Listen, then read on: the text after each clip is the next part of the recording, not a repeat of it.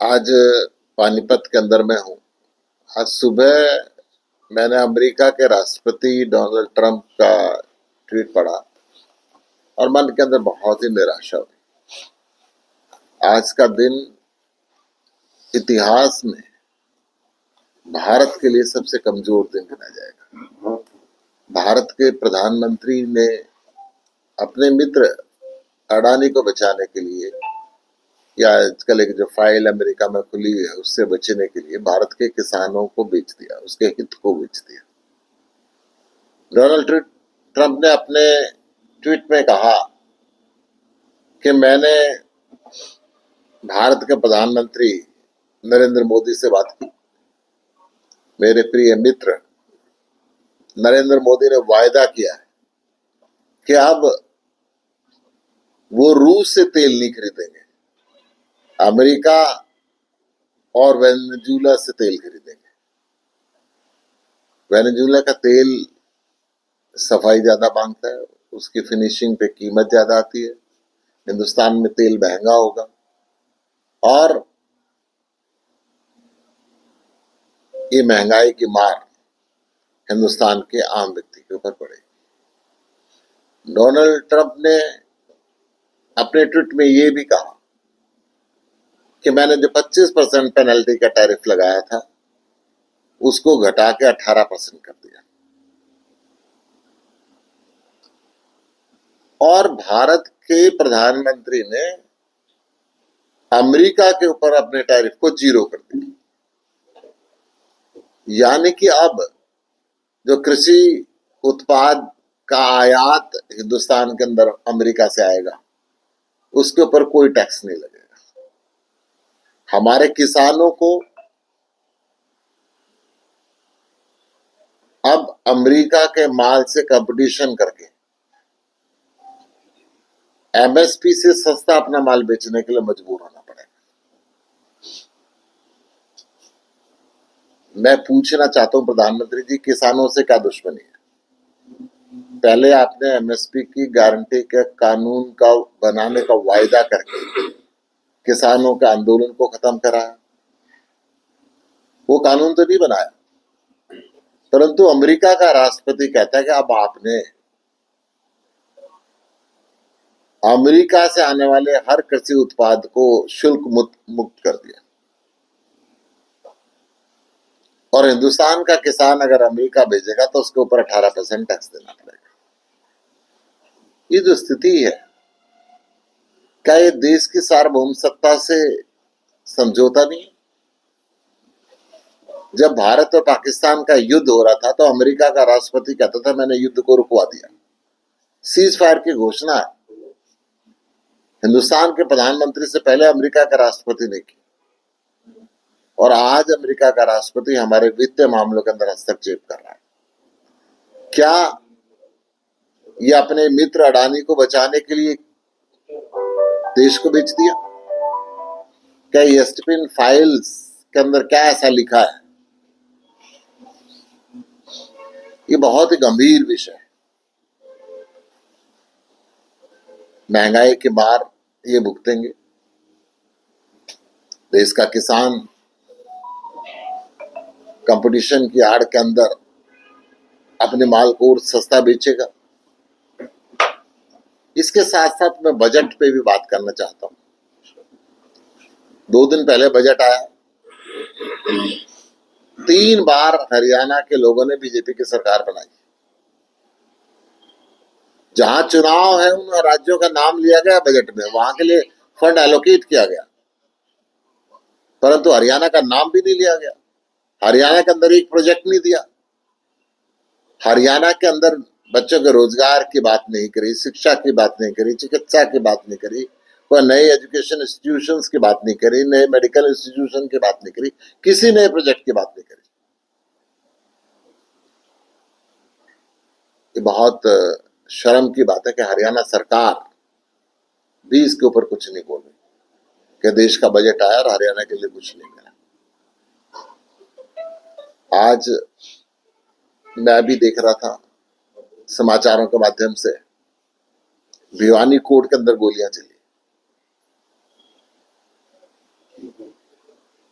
झांसी के अंदर मर्डर कर दिया गया। कल नारनौल में पीट पीट के व्यक्ति को मार दिया गया था। हरियाणा में जंगल राज बन चुका है। हर रोज हत्याएं, डकैती, फिरौती, बलात्कार आम बात बन गई है। हर किस्म का गैंग हरियाणा में ऑपरेटिव है। हर शहर के अंदर व्यापारी फिरौती से डर रहे हैं। थानों के अंदर, कोर्ट के अंदर जाके गोलियां चलाई जा रही हैं। इससे शर्म की बात नहीं हो सकती। हरियाणा के अंदर 23 जिलों के अंदर नशा पैर पे जा चुका है। हर गांव में बच्चे सिरिंज से नशा करने लगे हैं। खालिस्तानों पे इंजेक्शन पड़े हुए मिलते हैं। शिक्षा और चिकित्सा के नाम पे अगर मैं केंद्र सरकार के बजट की बात करता हूं तो आज से 15 साल पहले जो लगभग 2.5% पैसा बजट का शिक्षा पे खर्चा जाता था, अब उससे भी कम कर दिया गया है।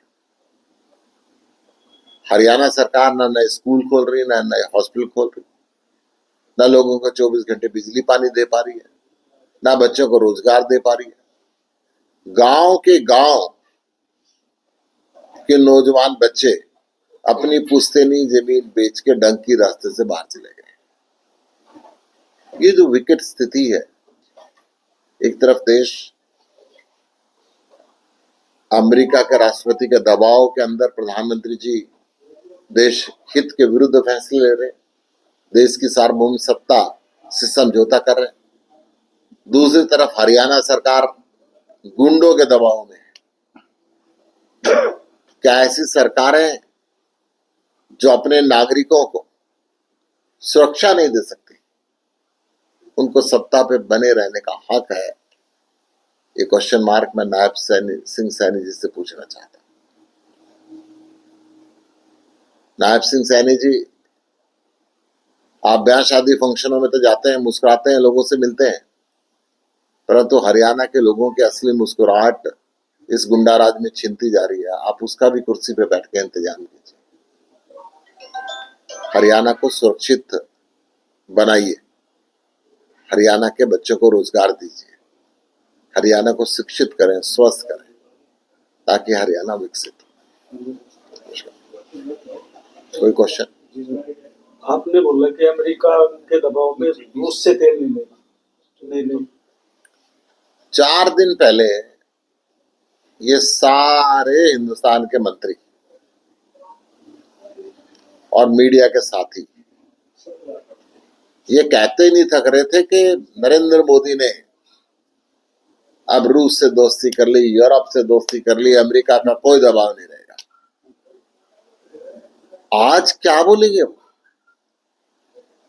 अमेरिका का राष्ट्रपति खुद ट्वीट कर रहा है और उसकी कंफर्मेशन भारत का प्रधानमंत्री भी ट्वीट देके दे रहा है कि भारत अब रसिया से तेल नहीं खरीदेगा। क्या ये अमेरिका का दबाव है? क्या 150 करोड़ हिंदुस्तानी लोगों की जो ताकत देश के प्रधानमंत्री को है, उसके अंदर कहीं कमजोरी दिखाई जा रही है? ये बहुत खेद का विषय।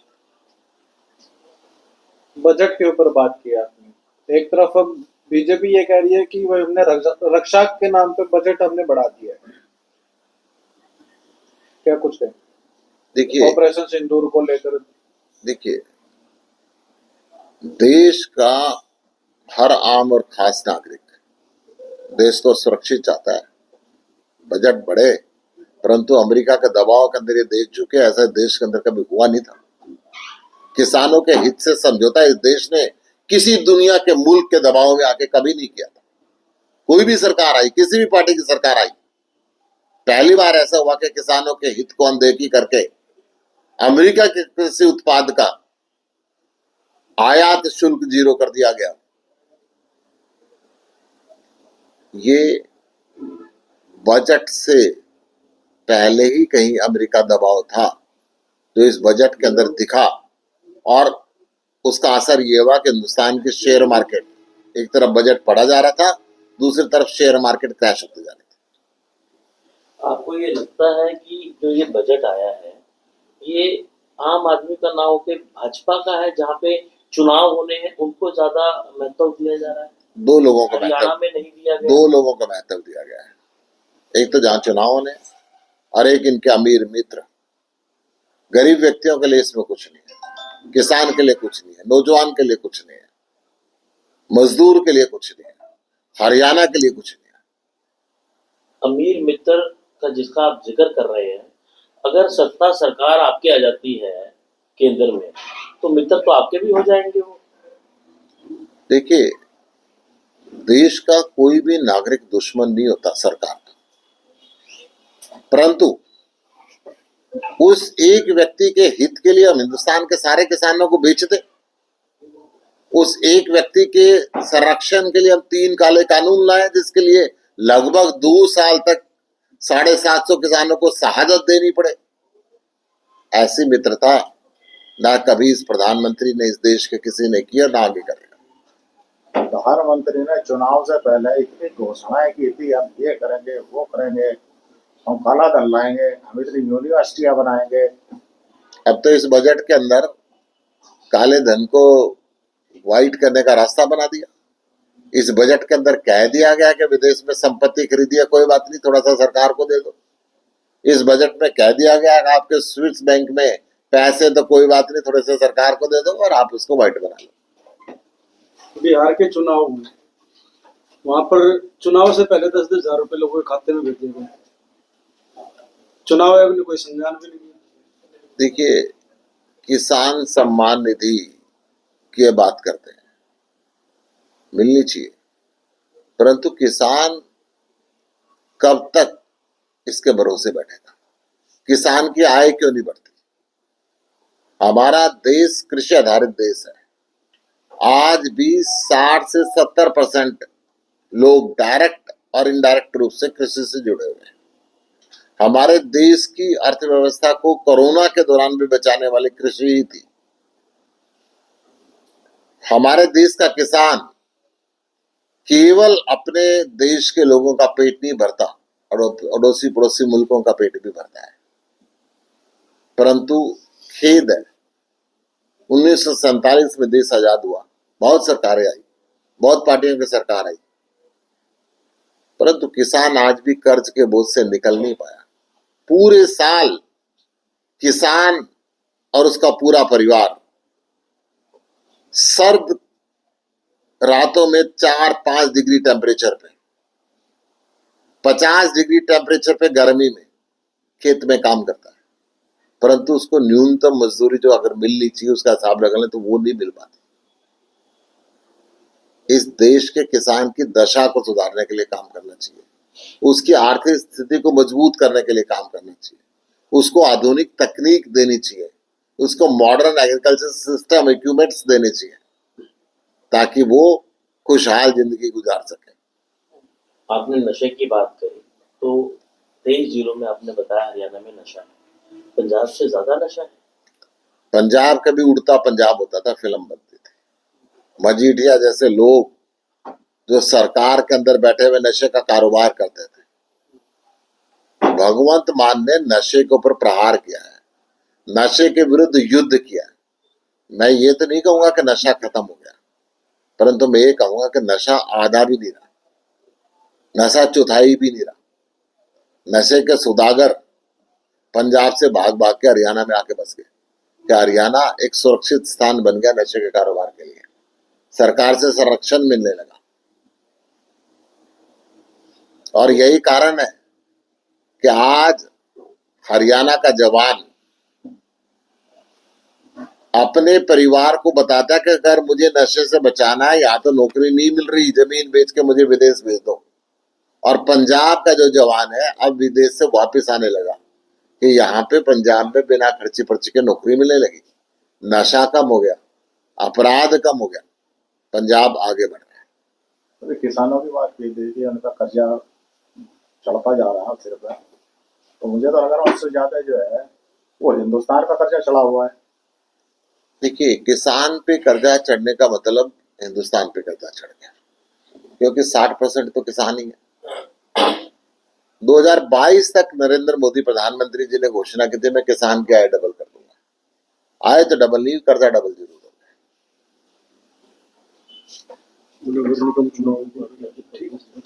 आज आम आदमी पार्टी ने ये भी तय किया है कि हम हरियाणा के अंदर नगर निगम के चुनाव सोनीपत, अंबाला और पंचकुला, नगर परिषद और नगर पालिका के चुनाव सभी जगह लड़ेंगे।